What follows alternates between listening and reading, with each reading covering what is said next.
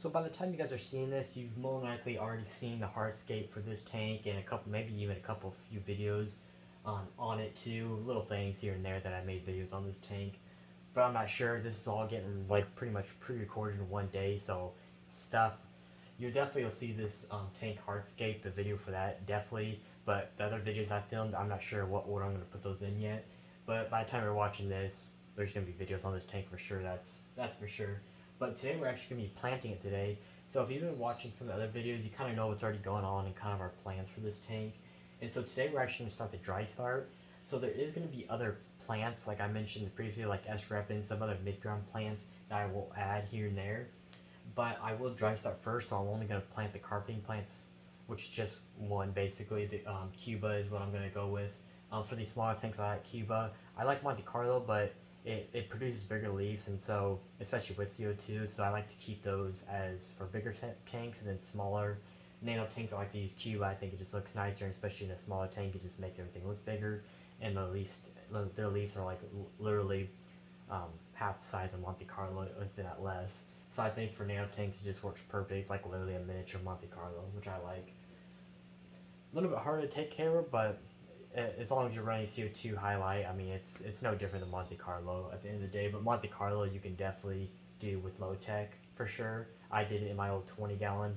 It grows super slow like that. Like it took a year to carpet a 20 gallon, but it can be done. But with Cuba, more likely CO2 is definitely a must. I've never tried it in low tech, but from what I've heard from others and over the years, Cuba is a little bit harder than Monte Carlo. But again, if you're running a high tech system, Cuba is not even a problem at all. So I only got 2 containers of what I got, but ADA tissue cultures. So yeah, these are ADA, Cuba, and so yeah, if you can definitely get ADA, if you're ever getting tissue cultures, ADA is definitely the one to go with. Their plants are always the best when it comes to tissue cultures. Even some that are potted are really good. So if you're in the U.S., Aquaphores is definitely the one to go to for ADA cultures or any ADA plants in general. If you're anywhere else in the world, I'm not sure about that. I know there's other ADA shops and distributors around the world, but um, here in the U.S., Aquaphores is ours. So if anybody watching from the U.S., that's where I get mine.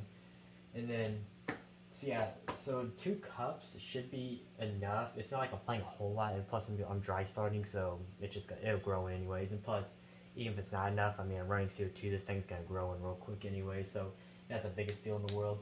But I'm not sure.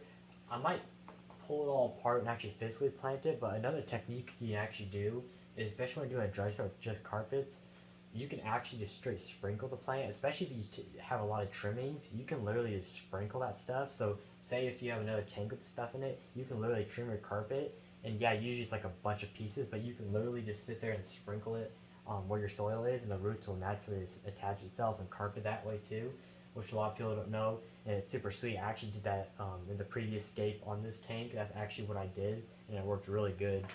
But I think I have enough here where I can actually just pull it apart and plant it. But even then, like, you don't have to get it perfect. Some people, sometimes it pulls out. But if you're not flooding it, you can, even if it doesn't get buried that deep, it doesn't matter because it will root. So yeah, 2 cups would definitely be plenty. I think 1 cup will literally do this whole side. I'm not sure yet. But yeah, so basically where the soil is where definitely Cuba's going to be. And then actually where the sand is I'm actually going to plant Monte Carlo because there is soil underneath this. But it's not going to be like fully, because obviously I do want to keep some of that sand exposed, but it will close up that gap on the path a little bit. So I do want some Cuba growing in the path a little bit. I think it'll look really nice and really natural that way. So yeah, that widened path that splits off won't be as wide eventually is what my plan is. And then yeah, I think S-Repins around this kind of round rock would actually look pretty nice in my opinion. Maybe to close the gap between the soil and sand over here, I might do that. And then we did talk about in the hardscape video, or one of the videos, putting some S-Repins up here too, to where maybe the S-Repins grow out of the tank just a little bit. Obviously, we can't grow too much immersed because it just won't look right with this scape, but maybe some S-Repins that only grow about 4 inches max would look kind of nice, maybe growing out just a little bit above the tank. I think that'd look pretty sick. Um, I think S-Repins actually flowers too. I might be getting mixed up, but I've seen people flower with S-Repins, so that'd be pretty sweet if they did that in this tank. But and then yeah, other than that, I think S-Repins may be back here. But again, we'll get the plants, and I'll know once I actually plant it what I want to do. And then I did talk about I might have to get it this weekend if I still can get some. I think I said I didn't mind if I get some dwarf hairgrass and actually put a few spots here and there just to add some detail around some of the rocks. I think that would actually look pretty sick. I wouldn't want to fully carpet. I'd keep it trimmed and definitely maintained though. But I think a little bit of here spurts of dwarf hairgrass would actually look pretty sick in this tank, and I think the shrimp would love it too because this will be obviously a shrimp tank, breeding for shrimp tank. So yeah, so obviously with the Cuba, obviously ADA with their carpeting plants, you have the gel at the bottom, so just wash that off. And then this, you can just literally pull apart, and then we'll start planting. So I think I will record a time lapse, so you guys will see this literally right now. So yeah, I'll see you guys after the time lapse hopefully, and we'll kind of talk a little bit afterwards.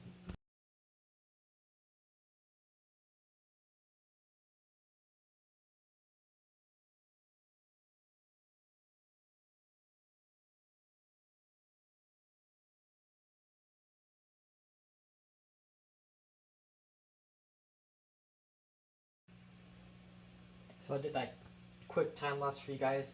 So actually, I didn't get to really use the second pot of Cuba. It was kind of spoiled, really, almost. I think it looked pretty good, but then once I took it out, it kind of just mushed apart. So I think that wasn't a very good tissue at all. But it has been sitting here on this desk for weeks on end, so that's probably why. But the other one was perfectly fine. So I was only able to use one pot, which sucked. But again, it's all gonna grow in. So I didn't get the plant as densely as I wanted. So this might means I might just dry start for a little bit longer. I'm not sure how long I'll actually do it for. I definitely won't do it for as long as I usually do, just until I think it's rooted, or if I can get a hold of some more Cuba, which I have some in my 45F that I can trim for sure, and I might just do that. I might actually just sprinkle to fill it up, but you guys got the gist of it. So basically, I got as much as I could over here, and then as you hopefully you saw it in the time lapse. I know sometimes my body gets in the way, so I don't know what all you guys saw, but over here I ended up planting just a few areas around the sand where that will just slowly creep out for sure. It will still maintain that sand path though for sure. But yeah, I think it's gonna look really good. I think this. I mean, just with the little bit of green that's already in here, this tank's gonna look pretty sick. I think, and it's definitely gonna be the permanent scape going forward. I said that literally every scape, but this scape, there's no reason why it shouldn't work out. I mean, this scape is literally gonna be perfect for shrimp, so I think they're gonna really like it. So yeah, like I said, the plant ideas, the mesh ribbons, here and there, some dwarf hairgrass, I think would add some detail, especially with this style of scape.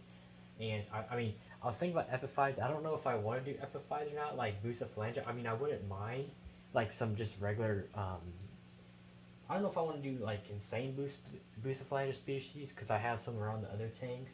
But I think it actually wouldn't be a bad idea to do a couple just regular like wavy greens, in some of these spots. I think that actually pretty decent, and I have a lot to trim from the 45P, so that might be something we do. And then Ricardia moss, that's another one that I think I will do. I'll just wait until it sucks because that 45P, once I trimmed it, there was so much Ricardia moss I took out of there, and half it I gave to some people, another half I just had to toss, which really sucked because I could have literally used it for this one. But it grows so fast in that 45P, I should be able, by the time this is done dry starting, I should be able to have some that I can steal from that tank for sure. Where I'd put it is the other question. Definitely probably the lower parts. I mean, of course, it's more for the shrimp than anything. I mean, Ricardi does look good, but I would definitely add it for that reason. I don't know, maybe just some of down some of these rocks. I mean, the way it grows and the way I can kind of trim it and kind of make it real jagged looking. I think I can make it really fit in with the scape and look really good. But yeah, other than that, I think we'll just let this dry start and then just see how it goes, flood it, and just see what we want to do. But yeah, I think this is gonna look really sick, especially when everything just starts growing in, and plus this O and F flat one that I have on here just brings up the green so much, just like the ADA lights I have around here. I think this tank's gonna look so good. So yeah, other than that, I actually do have Monte Carlo in perfect condition in this ADA tissue culture as well. But again, I just don't. I wouldn't mind just opening it up and throwing it in here, but I don't think I'm gonna like the look of Monte Carlo in a snail tank like this, so I'll just keep it for something else. But yeah, I think that I don't want to make the video too long, but that's the planting video. So if you have any questions on anything about this tank, the equipment, anything you see here, or just have a question in general, definitely ask me down below, or on my Instagram at JJ Aquariums. You can direct message me there. And other than that, I'll see you guys on the next one.